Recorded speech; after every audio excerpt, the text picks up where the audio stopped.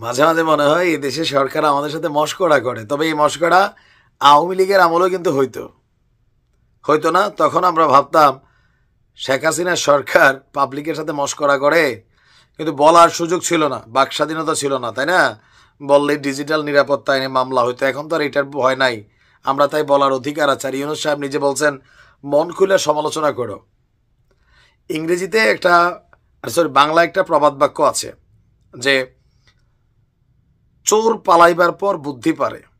আবার আমরা সিনেমাটিক একটা দৃশ্য দেখছি, পুলিশ সবসময় দিন শেষে ঘটনা ঘটার পরই আসে, তাই না? ডাক্তার আসিবার পূর্বে রুগীটি মারা গেল, কেস হয়ে গেল। দেখেন শেখ হাসিনা বাংলাদেশ থেকে গেছে কবে? 5ই আগস্ট। আজকে কত তারিখ? আজকে মার্চের প্রায় 11 তারিখ, তাই না? প্রায় 7 মাসের কাছাকাছি সময়। এখন আইসা আমাদের কি বলা হয় যে আদালতের ঘুম ভাঙছে। আমি উইথ ডিউ রেসপেক্ট, আদালতের হয়তো এটা একটা কার্যবিধি, আই ডোন্ট নো এটা কোন সিস্টেমে আদালতের যিনি আমাদের বিচারক আছেন, শ্রদ্ধেয় বিচারক জাকির হোসেন গালিব, তিনি যখন এই আদেশ দিয়েছেন, আর দুদক যে আবেদন করছে, দুদককে আসলে কি খায় দুদক ভালো জানে, বাট বিষয়টা তো এরকমই মনে হইল। শেখ হাসিনা দেশ ছাড়া 7 মাস পর ভারতে পলাতক অবস্থায় থাকা, পালিয়ে থাকা অবস্থায় এখন শেখ হাসিনার দেশ থেকে নিষেধাজ্ঞা দেওয়া হয়েছে। হাস্যকর ব্যাপার না? রিয়েক্টের শেখ হাসিনা ভারত আছে, এটা কি আদালত জানে না নাকি আইন অন্ধ, আসলে জানার সুযোগ নাই? আর দুদক কি জানে না? ঘটনার প্রেক্ষাপট হচ্ছে আদালতের না, ঘটনার প্রেক্ষাপট হচ্ছে দুদকের, আমার কাছে মনে হয়েছে। আমাদের খেয়াল থাকার কথা, রূপপুর পারমাণবিক বিদ্যুৎ কেন্দ্র, এখানে একটা বিপুল পরিমাণ অর্থ লোপাটের একটা অভিযোগ ছিল। আর সেই অভিযোগ থাকায় এই ঘটনার সাথে যারা সংশ্লিষ্ট তাদের বিদেশ গমনে নিষেধাজ্ঞা চেয়ে আবেদন করেছে দুর্নীতি দমন কমিশন।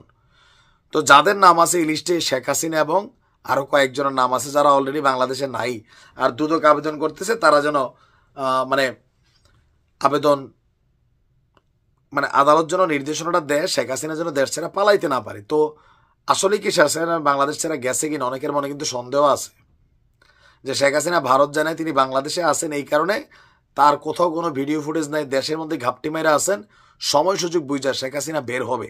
দুদকের এই ঘটনাতে এটাই মনে হচ্ছে, দেশ ছেড়ে পালায় নাই, শেখ হাসিনা দেশেই আছে। যদি তিনি দেশ ছেড়ে চলেই যেতেন হেলিকপ্টার দিয়া, ভারতে ওনার রিসিভের কোনো ভিডিও আমরা দেখি নাই। 7 মাস অনেকের কোনো দৃশ্যপটে এদের কেউই নাই। শেখ হাসিনা ভারতে বসে যাই করতেছেন একটা অডিও ফোনের কলে করতেছেন। এখন আসলে কি তিনি বাংলাদেশ ছাড়া গেছেন? আর যদি যাইতেন দুদক, তাহলে কেন আজকে এই নিষেধাজ্ঞা দাবি দিল? সিস্টেমটা কি?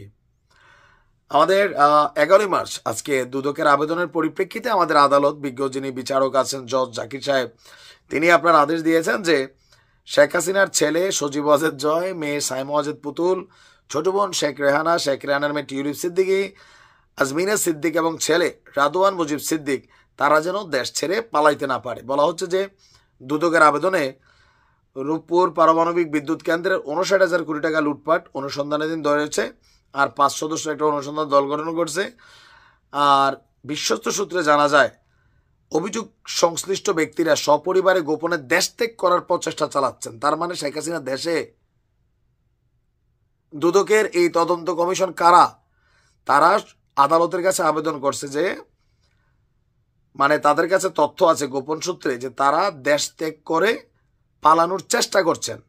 বিদেশ পালিয়ে গেলে গুরুত্বপূর্ণ রেকর্ডপত্র প্রাপ্তিতে ব্যাঘাত ঘটবে, তাই আপনার তাদের জন্য দেশ থেকে নিষেধাজ্ঞা দেওয়া হয়। ভাই শেখ হাসিনা তাহলে কি দেশে আছে নাকি? আসলে মানে ভাবার বিষয়। দেখেন হাসতে হাসতে বলছি, বাট ভাবনার বিষয়। কই আছেন তিনি? দুদক মনে হয় জানে। যদি ভারতে আমরা দেখি তিনি ভারতে আছেন, শুনতেছি কথিত, কিন্তু আসলে কই আছেন? ভালো থাকুন।